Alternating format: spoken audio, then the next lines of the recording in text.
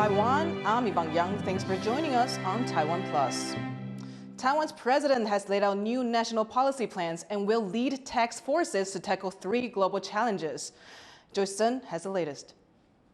A month into the role, Taiwan's new president, Lai Ching-te, has launched 3 special councils, which Lai will preside over himself, that focus on national defense, healthcare, and climate change, all to equip Taiwan to face what Lai calls global challenges.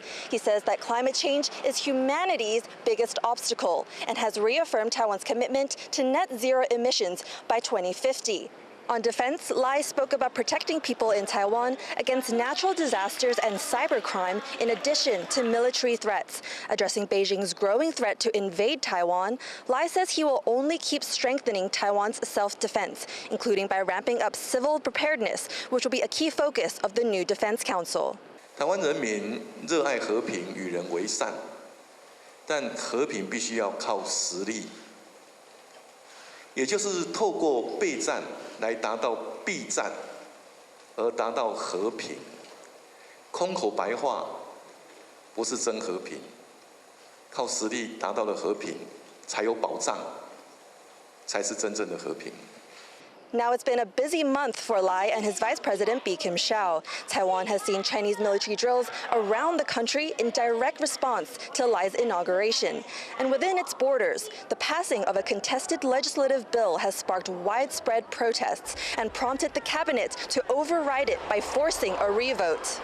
Here, Lai has set a tone of openness, taking questions from the media to address these issues, something that his predecessor, Tsai Ing-wen, rarely did during her 2 terms in office. And it's this open dialogue that Lai hopes will be central to the newly announced councils. They will begin meeting quarterly and include reps across the government, industry, and academia, all to provide the resources needed to ensure a safe and prosperous future for Taiwan. Patrick Chen and Joyce Zhen in Taipei for TaiwanPlus. A power outage that turned a Taipei technology park dark for more than 1 hour is raising concerns over just how ready the country is to host big tech firms like Nvidia. The outage is just the latest in a string of blackouts to hit Taiwan. John Ben-Trieste reports. Taipei's Neihu Technology Park shut down. For over an hour on Tuesday, the power went out after an underground cable connector broke. Only 655 power customers were affected, and around half had power restored within the first 3 minutes. But these aren't ordinary power users. They include the sorts of big tech companies at the core of Taiwan's economy. For varying lengths of time, work just stopped. 它是瞬间停的嘛，它不是像说预告停电这样子的，可以提前准备了。仪器设备没有电就没办法运作了，所以原本一些实验的东西，可能就要等电来的时候才能再去做，就没办法上班这样。我们出来买午餐还没付电，它那个是那个公司的紧急电器，大概5到10秒就来了。 但是那不是台电的电。 The economy minister says this is the result of equipment failure, not a power supply problem. And he says blackouts like this happen. 我们发现了很多像这种跳电就是说它有一个趋势嘛，就是说可能人比较多的地方啊，或者是突然间增加很多人的地方啊，或者那个设备比较旧。 Equipment failures and accidents are behind several blackouts in recent years, from a nationwide outage in 2021 to more recent problems in the northern city of Taoyuan near Taipei.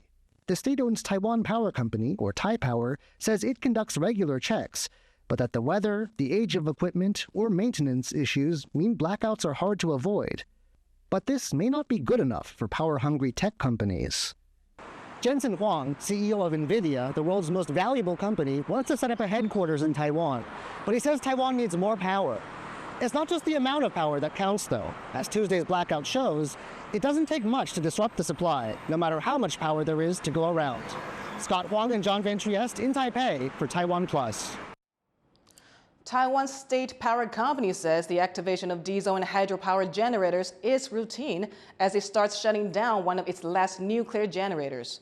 Taipower's move has raised questions about the country's electricity supply, especially after 2 recent blackouts. Taipower has responded by saying the power supply is stable and activating the generators is standard procedure. It says 4 new generators are set to come online before the end of the year. But analysts are worried that high summertime demand could overwhelm the grid. 当然就会很担心说，你旧的机组准时除役，可是新的机组其实来不及上线。那在这种情况底下，当然就是今年夏天供电的挑战就会相当大。American tech giant Nvidia has overtaken Microsoft as the world's most valuable company. The chipmaker's stock market value surpassed $3.3 trillion on Tuesday. It comes just days after it overtook Apple as the second most valuable company. Demand for Nvidia's chips has surged as it continues to outpace competitors in the race to build AI capabilities. The company is setting up its first Asia-based R&D center in Taiwan and has announced plans to build headquarters here as well. Russian President Vladimir Putin is in North Korea for the first time in more than 2 decades and is vowing to strengthen ties with Kim Jong-un. The 2-day visit is raising concerns in the West. Washington and Seoul have accused Pyongyang of supplying Moscow with weapons that are being used in its war with Ukraine. Rosie Greninger reports. Arriving on a red carpet lined with roses and flanked by a military honor guard, Russian President Vladimir Putin is welcomed to North Korea by leader Kim Jong-un. It's Putin's first visit to the totalitarian state in 24 years, aiming to upgrade the deepening relationship between the two nuclear-armed countries. The United States is monitoring the visit as it raises concerns for Washington and its allies about North Korea's support for Moscow's war in Ukraine. The deepening cooperation between Russia and the DPRK is something that should be of concern, especially to anyone that's interested in maintaining peace and stability on the Korean Peninsula, but also supporting the people of Ukraine as they continue to fight against Russian aggression. The US is concerned that North Korea is sending weapons to Russia to be used in the war in Ukraine. Moscow and Pyongyang have denied arms transfers, but according to South Korea's defense minister, Russia has received 5 million artillery shells from the north. Decorated with portraits of Putin, the capital Pyongyang has been decked out for the two leaders' meetings. They're expected to sign a new comprehensive strategic treaty expanding their countries' cooperation in security and trade. Ahead of the meeting, a letter from Putin was published in North Korea's state newspaper, saying Russia would seek alternative mechanisms of trade and mutual settlements that are not controlled by the West, and the two countries would resist illegitimate unilateral restrictions. Putin is referring to the Western sanctions placed on both states. North Korea faces the toughest sanctions in the world, while Russia is grappling with sanctions over its invasion of Ukraine. They have a common problem, and that is sanctions. And Putin has really been leading what he considers and what he deems the war on the West, and trying to create a multipolar system and sort of upend or create an alternative to a US-led world order. North Korea is also under sanctions. And the two have offered each other, political and moral support in trying to resist sanctions. Those sanctions have left Russia facing a continued shortage of weapons. The Kremlin is expected to seek ongoing support for Russia's offensive in Ukraine. And in exchange, it's believed North Korea will seek high-technology expertise for its spy satellite system, ballistic missiles and nuclear submarines. Kim Jong-un and Vladimir Putin are expected to release joint statements after their meeting, as deepening divisions with the Western world push these two nations closer together. Dolphine Chen and Rosie Greninger for TaiwanPlus. 4 police officers have been found guilty of homicide in drug-related killings in the Philippines. The officers were sentenced to up to 10 years in jail for shooting a father and son in Manila during a police operation in September 2016. The killings were part of former President Rodrigo Duterte's controversial drug war. Human rights groups say tens of thousands of people were killed during the crackdown. The International Criminal Court is now investigating the campaign. Rescue efforts are underway across southern China after days of heavy rain triggered widespread floods. Officials say at least a dozen people have died and more than 35,000 have been forced to evacuate.